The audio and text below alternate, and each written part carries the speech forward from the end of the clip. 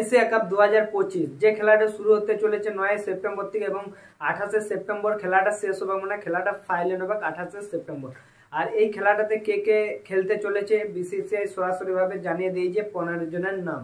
আর সেই 15 জনের নাম নিয়ে আজকে আমি এই ভিডিওতে আলোচনা করব তোমাদের সামনে, আর তোমাদেরকে সরাসরি জানিয়ে দেবো কোন 15 জন কিন্তু চান্স পেল এই এশিয়া কাপের মধ্যে। আর এই খেলাটা সম্পূর্ণ হবে দুটো গ্রুপের মধ্যে, গ্রুপ এ এবং গ্রুপ বি। আর গ্রুপ এ কে আছে বা গ্রুপ বি কোন কোন টিম আছে নিচে স্ক্রিনশট লাগিয়ে দিয়েছি, তোমরা দেখে নিও। আর তোমাদের সাথে আলোচনা করব যে আজকে ইন্ডিয়ার টিমে কোন 15 জন কিন্তু চান্স পেল এশিয়া কাপ খেলার জন্য। তাহলে ভিডিওটা আর বড় না করে সরাসরি চলে যাওয়া যাক মূল ভিডিওতে।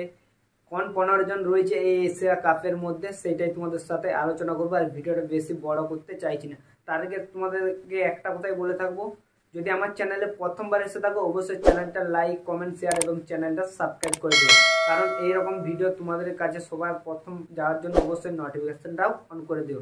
তাহলে আর বেশি কথা না বাড়ি আমি সরাসরি চলে যাচ্ছি সেই 15 জনের নাম, যে 15 জন খেলতে চলেছে এশিয়া কাপে।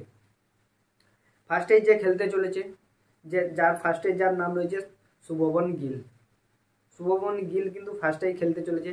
আর শুভমন গিল যদি না খেলে, কারণ ইংল্যান্ডের সাথে যে টেস্ট সিরিজ হচ্ছে সেই টেস্ট সিরিজ কিন্তু খেলছে শুভমন গিল, এবং শুভমন গিল কিন্তু ক্যাপ্টেন্সি করছে টেস্ট সিরিজে। তার জন্য ফার্স্টের নাম রয়েছে শুভমন গিল। আর যদি শুভমন গিল না খেলে সেই জায়গাটাই কিন্তু নিয়ে নেবে সাই সুদর্শন। শুভমন গিলের পরিবর্তনে খেলবে কিন্তু সাই সুদর্শন যদি শুভমন গিল না খেলে। আর যদি শুভমন গিল খেলে তাহলে শুভমন গিল তো খেলছে, সাথে সাথে কিন্তু ক্যাপ্টেন্সিটা শুভমন গিলই করছে। আর দু নম্বরে রয়েছে সঞ্জু স্যামসন, যে উইকেট কিপার এবং ব্যাটসম্যান। সঞ্জু স্যামসন তোমরা সবাই চিনো, টি20 কিন্তু বাদশা বললেই চলে থাকে। Wicket keeper batsman Sanju Samson. 3 নম্বরে রয়েছে অভিষেক শর্মা, লেফটি ব্যাটিং, তোমরা সবাই জানো, বল এই রে বাউন্ডারির বাইরে ছাড়া কোনো কথা নেই। অভিষেক শর্মা রয়েছে 3 নম্বরে।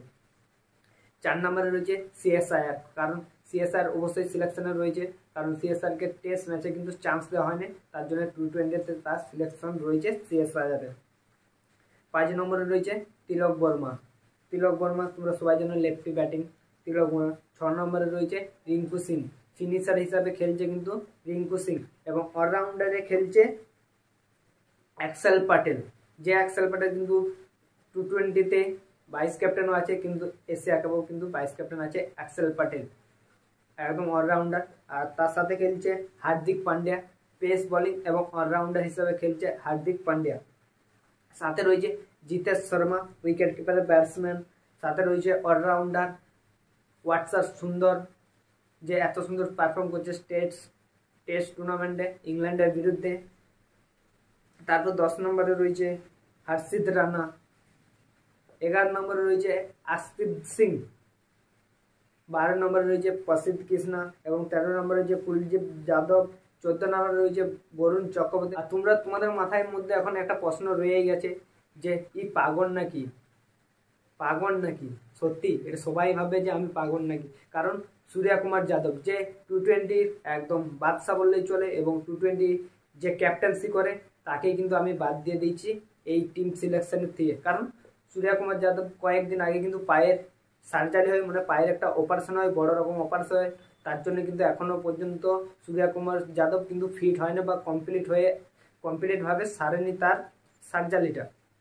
তার জন্য তার খেলা কিন্তু 90% চান্স নেই এই এশিয়া কাপে। তার জন্য আমি তাকে সরাসরিভাবে বাদ দিয়ে দিয়েছি এশিয়া কাপের মধ্যে থেকে, কারণ সূর্যা কুমার যাদবের কোনো চান্সই নেই এই এশিয়া কাপ খেলার মধ্যে, কারণ সে সার্জারি হয়েছে, সে এখনো পর্যন্ত ভালোভাবে সুস্থ হয়ে ওঠেনি। তার জন্য সূর্যা কুমার যাদবকে আমি আগেই বাদ দিয়েছি